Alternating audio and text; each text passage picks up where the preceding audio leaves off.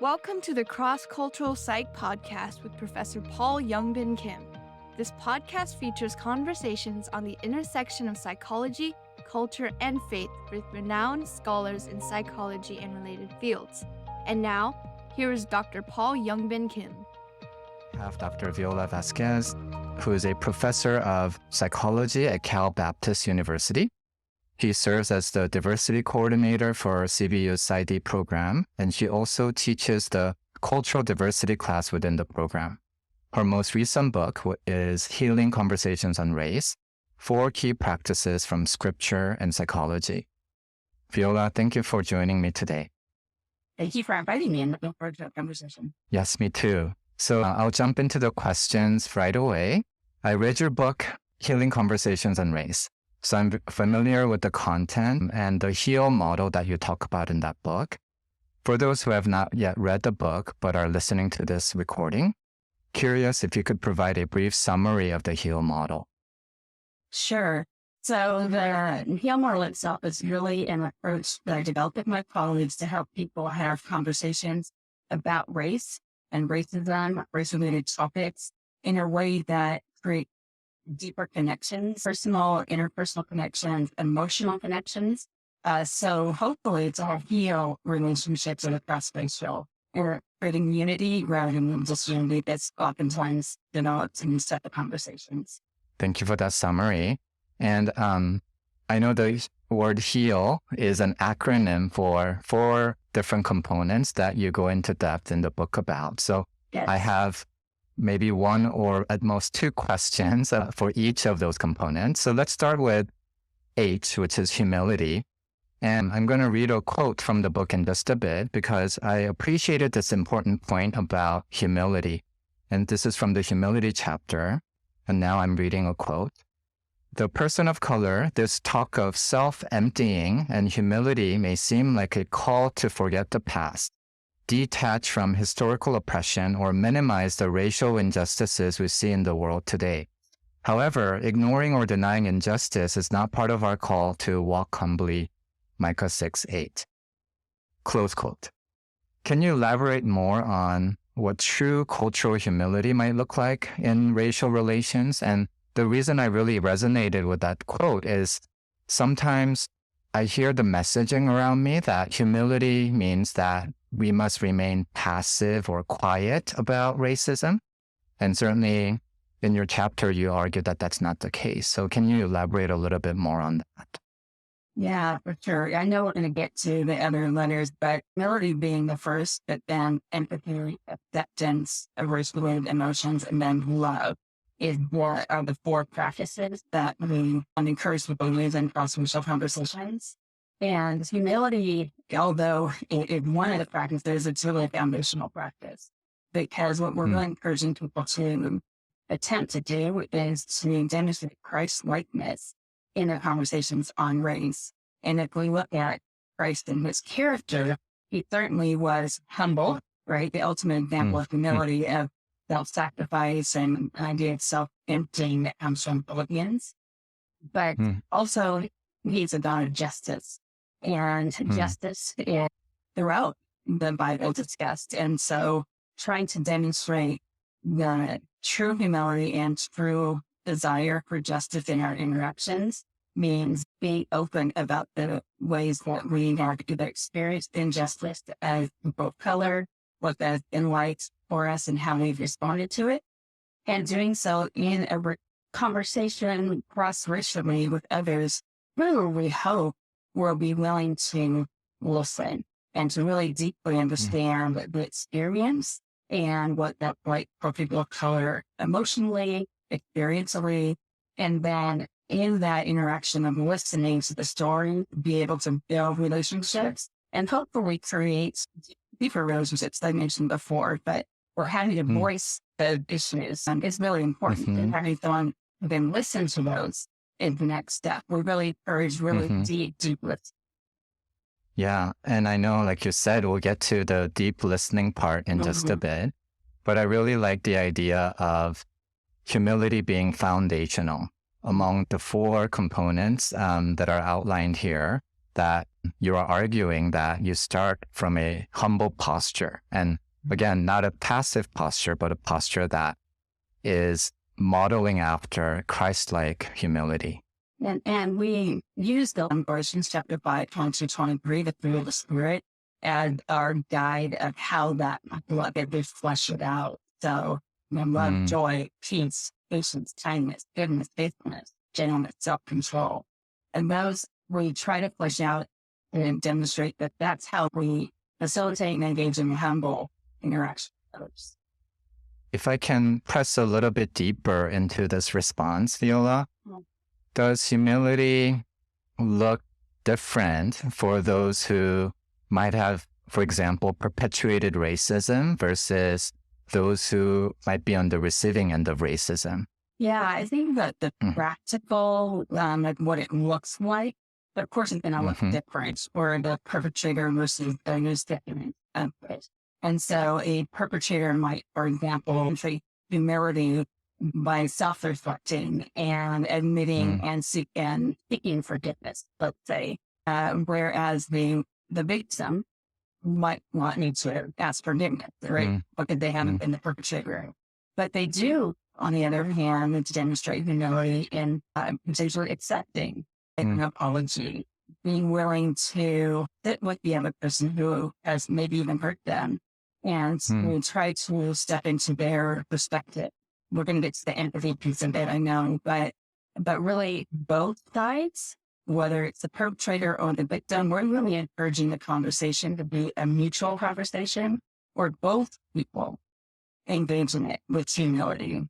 And again, practically that's going to look different depending on what side of it you're on, but it's still biblically the call is for all of us to demonstrate humility in the way that Christ called us to for our unique circumstance, and figuring out, how do I live peacefully with somebody? How do I demonstrate self-control as a victim in my interactions with someone maybe who's a perpetrator?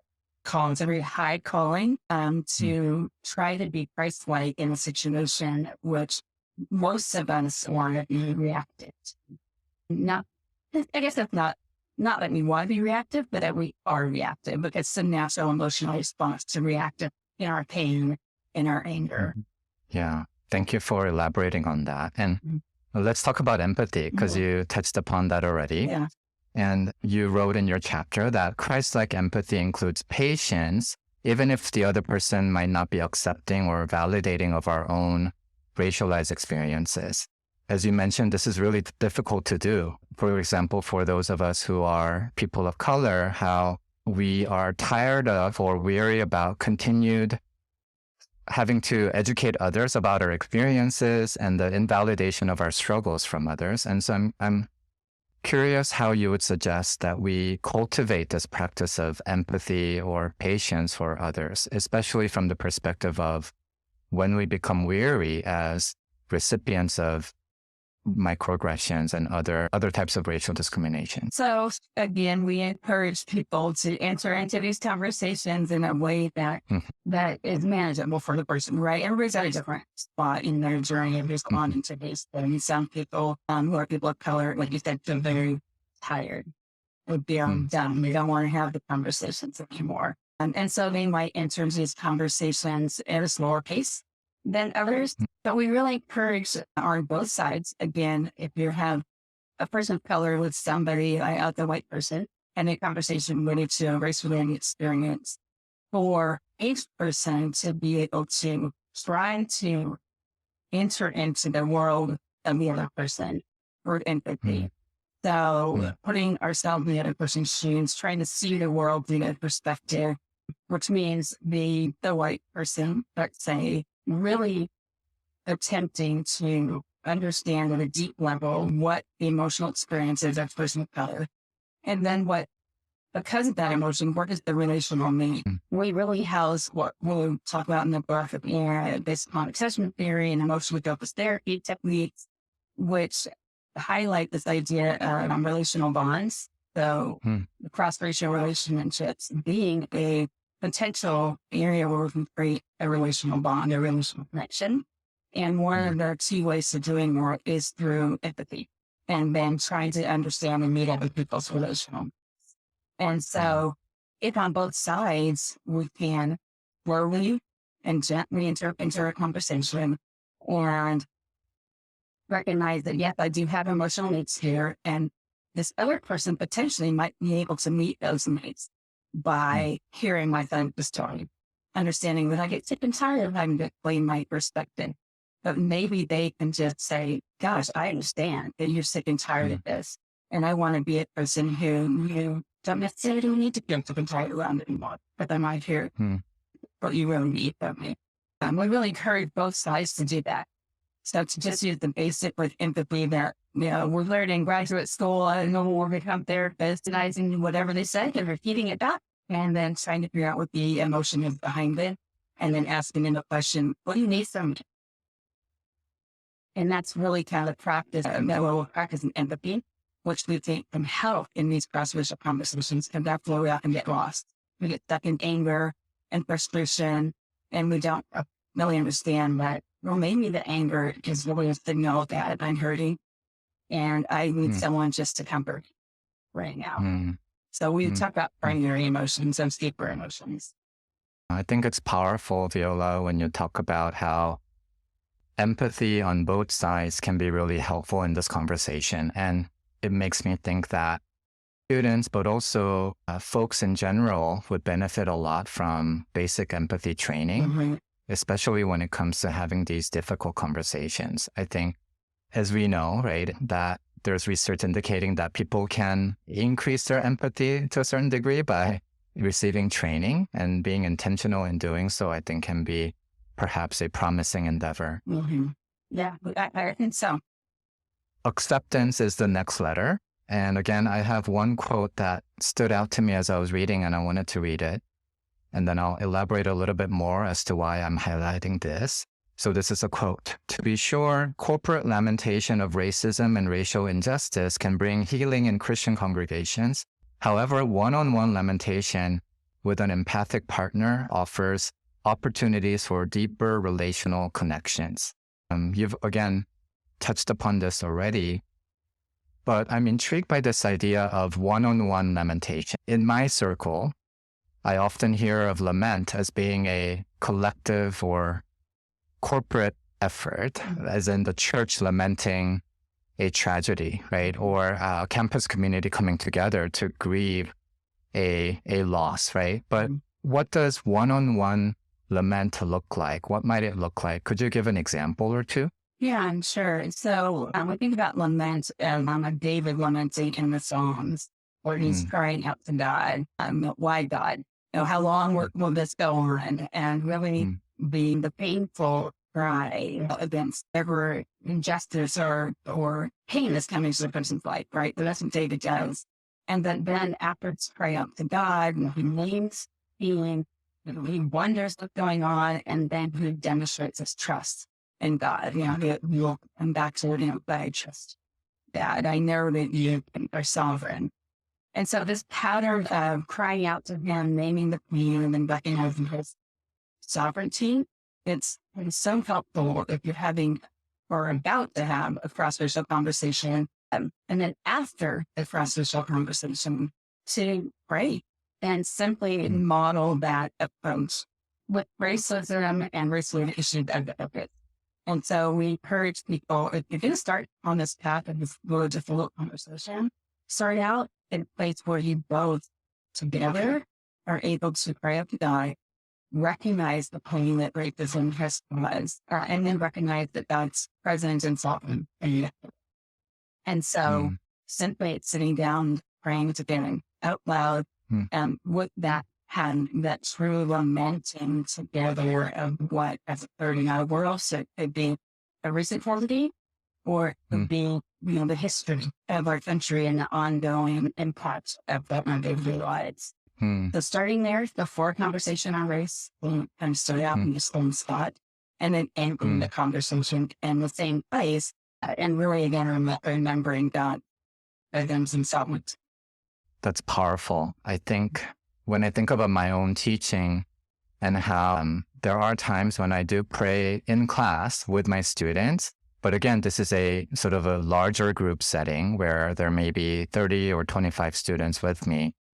But I also wonder about also trying these, I guess, smaller prayers, if you will, within my office when I'm meeting with students, where I go through those steps that you outlined with one student and how that might look as a form of lament as well. Yeah.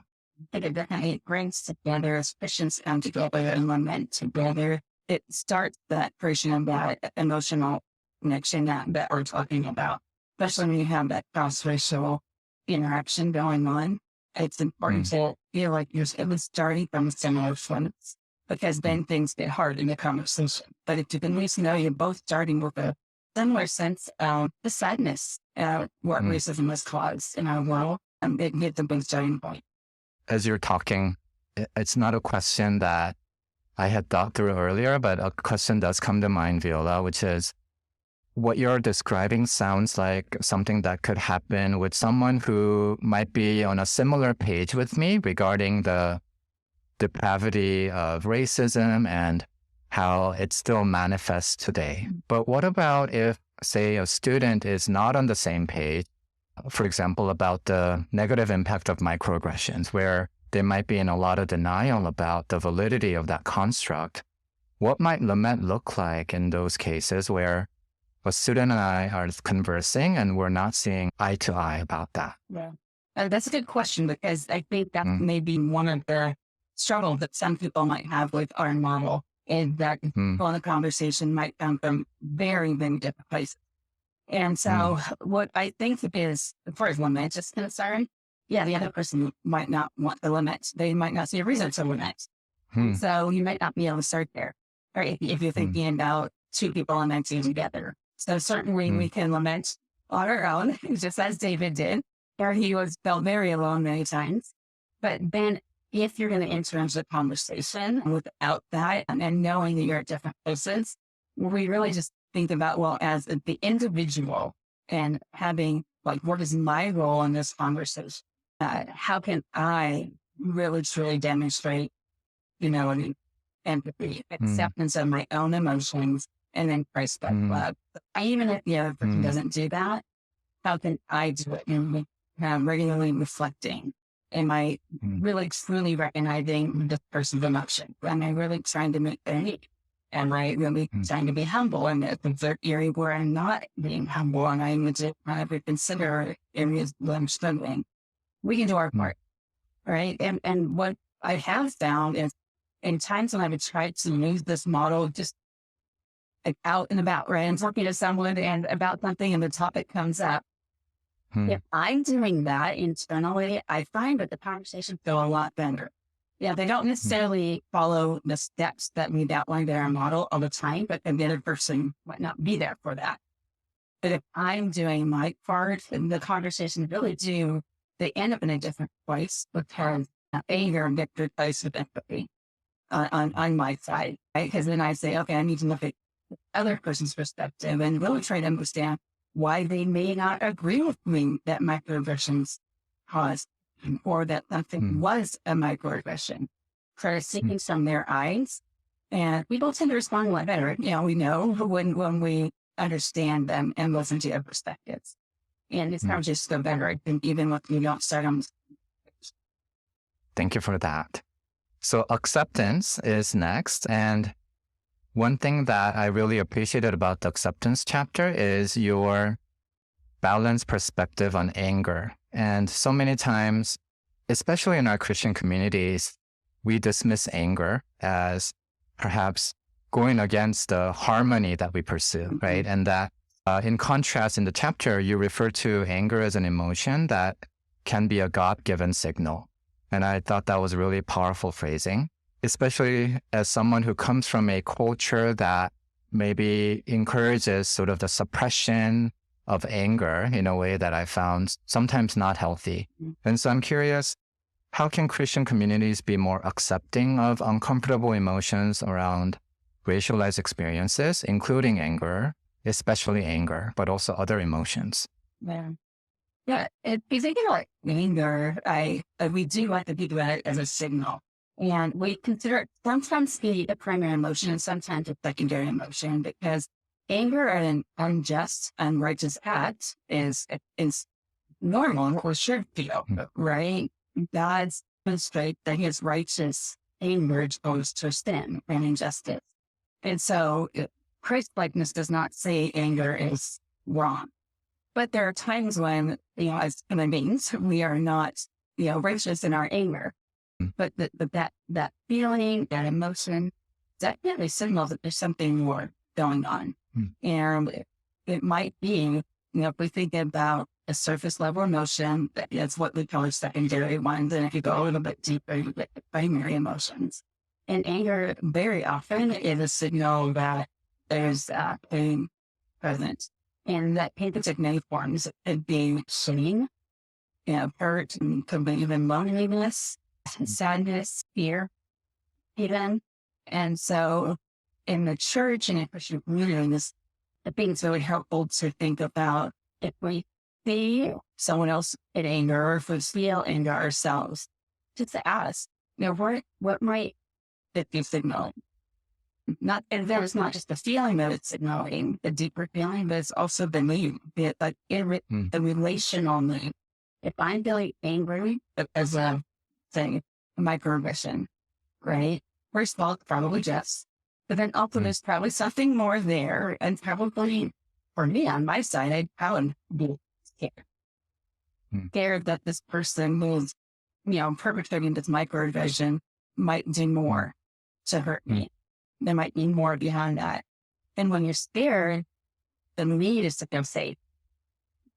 Right? And so if I can then reach out to someone who can help me feel that safety emotionally, to know that someone's got my back and other people aren't there to hurt me, then oftentimes we connect better with others and we then have those needs met and feel safe and secure and so on. So the signaling is important for the need and the emotion. I like the idea that anger can be a catalyst for seeking out different coping strategies, such as seeking support and finding that safe space that you're talking about. So thank you. And then love. For love, you include compassion, forgiveness, and justice, all very critical constructs, I would say, when it comes to conversations on race. I'm especially intrigued these days with the idea of forgiveness, not as a cheap form of grace where premature forgiveness is encouraged at the harm of the recipient of microaggressions, but as a valid and a real way of engaging the other person, showing Christ-like humility. Can you say more, Veola, about what forgiveness might look like? That is a valid or legitimate way of interacting with each other. Again, not premature forgiveness, but forgiveness that is healing, that brings about restoration of relationships, that models Christ-like humility. Yeah, you're right. I mean, forgiveness is a hard thing to do. It's hard to engage in what I think of like the process of forgiveness when there's been a lot of pain present. And in the book, we talk about it as like a spiritual discipline. It's something that we cultivate. It's learning to forgive. We don't just suddenly become forgiving in every situation, but we cultivate it as a means of becoming more like Christ, and then more as a means of trying to demonstrate his character in our lives. And so in conversations on race, we think about what can this look like in this unique circumstance, whatever the circumstances that we're either talking about or experience, like in the microaggression. And our approach, again, it's really relational. It's having the one-on-one conversation, potentially with someone who has hurt you, and on both sides, being able to express what has happened, what the emotion is, what the need is. And on the case of the person that's been harmed, they will often feel a need for the other person to respond to emotion or to apologize or seek forgiveness, right? And so we encourage voicing that need and not being afraid to say, this is what I need right now. And on the other side of it, we really encourage people to seek to find ways to meet the need that's been voiced. And on both sides, that's hard because if you're asking for the other person to apologize or whatever, yet be willing to accept an apology if it comes. But again, it can be a long-term process because again, we are forming into the image of Christ. We're not there yet.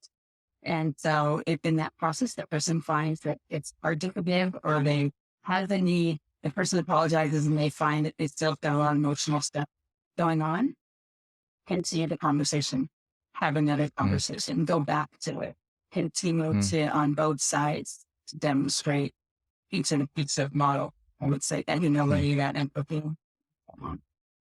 And the piece that I haven't like really delved into yet is the acceptance of your own emotions. We really talked about that as you become aware of your emotions in the moment, using some mental skills to help you deal with those. So accepting them, inviting God into them, being really aware of in the present moment that you're there, that you're helping you respond to those emotions.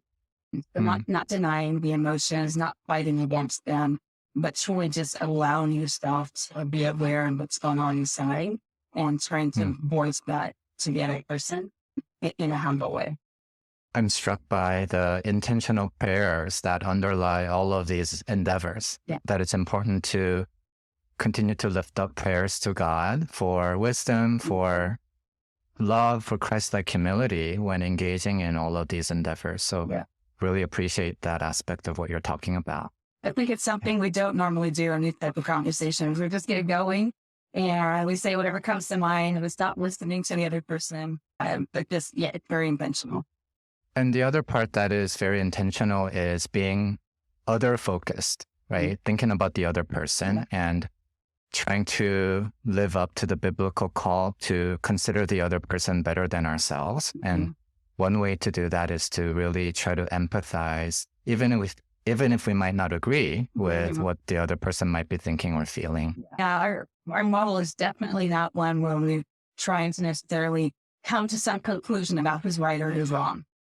It's not about that at all, because again, those conversations often get derailed. And there is a place, I think, for solving problems, right? And coming to some solutions to change systems and the way people might interact. But our approach just takes a little bit, just a different avenue into change on that really small, micro, individual, person-to-person level where it's about building the relationship first. And we hope that as we build one safe relationship with someone who is different racially, that you might then feel safe to try and deal with another person who's different racially. And then that might actually spread. So there's a place for like the macro type models, and then ours is more like the micro model. We're starting in a different place. Now, I think there's a place for both of those things. Yeah, I agree. If I can shift the conversation to teaching, but maybe staying with the HEAL model, how do you go about teaching this model or aspects of this model to students? And what challenges or pushbacks have you experienced as a result of that? And what are some rewarding things as a result of trying to teach this model? Yeah. So we've attempted in multiple ways. So we have like in my own classroom, attempted to use pieces of the model, and then in larger settings with our students where we have like a seminar for them specifically focused on the model. And typically we've heard a lot of really good feedback. There's a few things that come up for students that are good and then some struggles, but one of the good things is when in my classroom, I will have like a conversation about some topic that we're learning about for clinical work.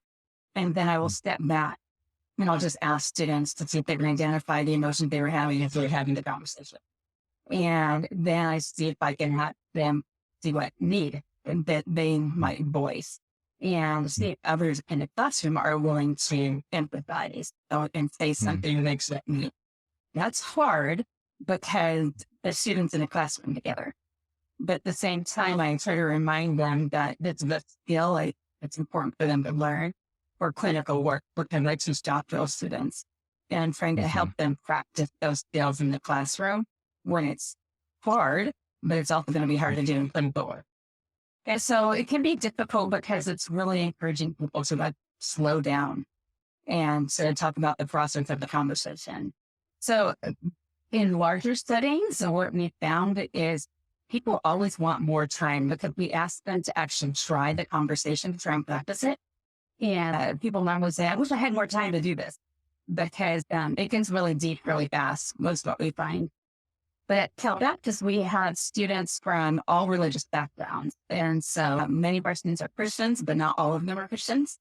And our model is very distinctly Christian, because we found it on the idea of Christ-likeness.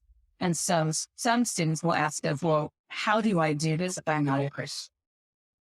And I think that the skills are applicable to people of all religious backgrounds. We can all attempt to be humble and empathize and accept our emotions and love others.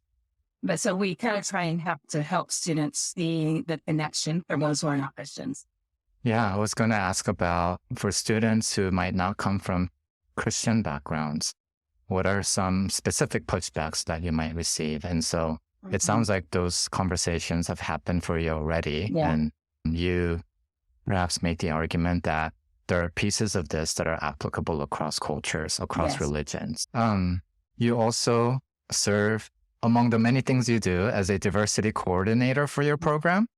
I wanted to chat with you about that because I wanted to learn from you as to what that experience is like, and especially where faculty of color are often burdened with lots of informal advising tasks, right? Where students of color and maybe junior faculty who are looking for mentorship might be sort of vying for your time. And so to wear this formal hat of diversity coordinator, I imagine is rewarding, but also adding a lot of time and perhaps stress to your schedule. So I'm curious if you can share, to the degree that you feel comfortable, what that experience has been like. Yeah. So it's a role that I've had, I think we started in 2020. So I think this will be my third year doing it. And so it's something that we've been developing. So it's been, like you said, it's been rewarding because I've had the opportunity to kind of shape it. And I feel like I'm still learning, though, how to make it what suits me. But I do find, and it's really for specifically our doctoral program students to have a coordinator. And they appreciate, I think, having a point person or diverse related issues if they have any type of concern or worries of the program, or even like in their clinical work, having to to clients who are diverse. I will often get those students coming to me for my thoughts. So it's rewarding in that way. And so one of the things we do is I have students who vent their cohorts. And so I meet with representatives of each cohort a couple times a semester. And I try and give them some training on how to respond to diversity-related issues. And then I encourage them to bring to their cohort my training as well as that they might be learning. And then they might have our listening groups and then to bring back to me, those are the concerns that come up. And it's great because then the students also have ideas of things that they think are important for the program to be doing. Right, we started a newsletter last year, but of course they had this idea and they wanted to do something diversity related that's intangible. So we did that. I have a research program going on. I might include some of those students in there, and they have opportunities for research and leadership and presentations. So I've kind of been finding ways to support diverse students, give them leadership opportunities, as well as opportunities to post some units of concerns. That's a lot. And Yes. I'm so glad that you're doing that work, but it is a lot of work for you. I'm curious, do you sense that there is support from, for example, administration for this type of work? Oftentimes, diversity work, because we care so much about it, right? We pour ourselves into it, but there are times when we don't sense the same level of support from administration or other folks around us, and it can feel isolating for faculty of color. And I'm curious if you resonate with some of those aspects, or if you feel like there's been good support for you. Yeah. Overall, I feel like there's been good support because from the time I started considering the idea, so I did my session. And so we've been kind of developing it and have gone along. And there's been support along the way for kind of like, if I had an idea to kind of say, okay, run with that and see how it works. And so far we haven't had any major struggles as far as how things have been working out. And I have a lot of freedom to kind of develop it as I go along. And like you said, I've been able to be available for faculty too. I provide short trainings for faculty related to some of the more diversity related literature also. And so the faculty appreciate it, the students appreciate it, and even administratively, I've got, I'm just kind of a very light. I mean, I'm sure there's probably things that if I came up with, they might say, don't do that. But generally, I feel like I've got a lot of freedom to kind of figure out how this should look. And I like the fact that you have a student sort of leadership model that are working with you, where you can hear student voices through them, and you can also relay different things through the students to the larger student body. So I really like that aspect of what you're doing. We also, I house it in the idea of diversity being broadly defined. So not just race and ethnicity, but also like disability and socioeconomic status, gender diversity, things like that. We kind of talk about all of those things to help really students consider diversity in more of a broader way. Thank you for bringing that up. To follow up on that, do you find that sometimes, given that we're in a Christian higher education setting, that what the administration or the university considers diversity might be different compared to how I consider it, or how my field of psychology or counseling or clinical psychology might consider it? And how do you navigate that tension? Because like when I was in a similar role as yours, that was something that always came up, where how the students and the people in my program saw diversity was not necessarily aligned with the university's stance on diversity. So curious how you, like if you've navigated that tension, and how so? I would say I'm still navigating the tension. And so I don't necessarily have any answers for you there, because I work in an APA accredited doctoral program. And so for the APA, diversity is broadly defined, and we need to educate our students and train them so they can work with the diverse public across the board. And so we have our accreditation guidelines and standards to abide by. And then we also have the fact that we do work in a Christian university, and so oftentimes that definition is different and more narrow. And so it's something that we're still navigating, still trying to kind of figure out exactly what that can and should look like in a Christian university. Yeah, no, I think that's well put. And when I was in a similar role as yours, that sort of feeling like being pulled in all different kinds of directions regarding diversity was very real. And sometimes students had demands that were very different from what I first envisioned as the goal of the diversity committee, right? And so I'd be pulled in one direction, and then other students came along and I'll be pulled in a different direction. And so I think having a clear understanding of, just like we do in psychology, right? Well, how are we operationalizing diversity, and then letting that sort of guide the work, was something that I struggled to learn, right? But I think that's very important. I have two more questions that I ask all interviewees. The first question is, what advice might you have for Christian psychology faculty who are just beginning their careers in Christian higher education, like Cal Baptist, or in my case, SPU? What advice, based on your experience, might you have? Well, I think probably be yourself. It was one of the first things I was thinking of as for new faculty members. They're trying to figure out how to teach a class and how to get involved in research. And they feel like there's like these standards they have to live up to. And certainly, there are, we have certain obligations, but to really just lean into your own strengths and being authentic in your interaction with your students. I think that's really important for the student. That's how, for me, I really think that a lot of my teaching influence is the relationship with my students. And I can do that best if I'm authentic and just be myself with them. Balancing that with professionalism, of course, but that authenticity. So that's one thing I think I've just found over the years. It's okay for, to admit to students that you don't know something, or when you're wrong, or like if you've made a mistake, and, just say, I'm a human. This happens, and you don't have to be perfect to be a professor or a psychologist. So one, lean into that. Also, it's helpful to really get mentoring early on from senior faculty, people who've been in your institution for a while, who not just know the ins and outs of teaching, but the ins and outs of navigating the institution. That's super, super helpful, I think. And then I guess really try to understand what your institution requires of you and wants of you, so you know what you need to do to meet those standards.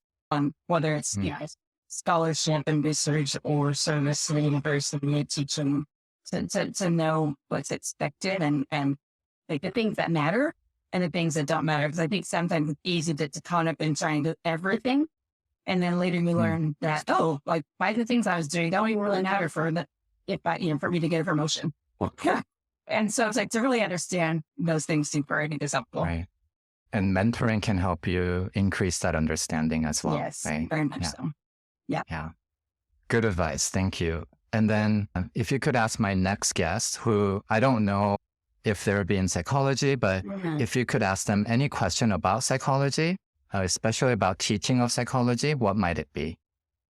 Well, I was thinking about that. And I think it's always helpful to know like how other people figure out like how to be successful in teaching in higher education. Like how do they balance everything? Because all the roles, right? We don't just teach. We do research and we have service obligations. And so it's always interesting to me to know, how do you figure out how to do that well so that you are successful and you have a life outside of your job?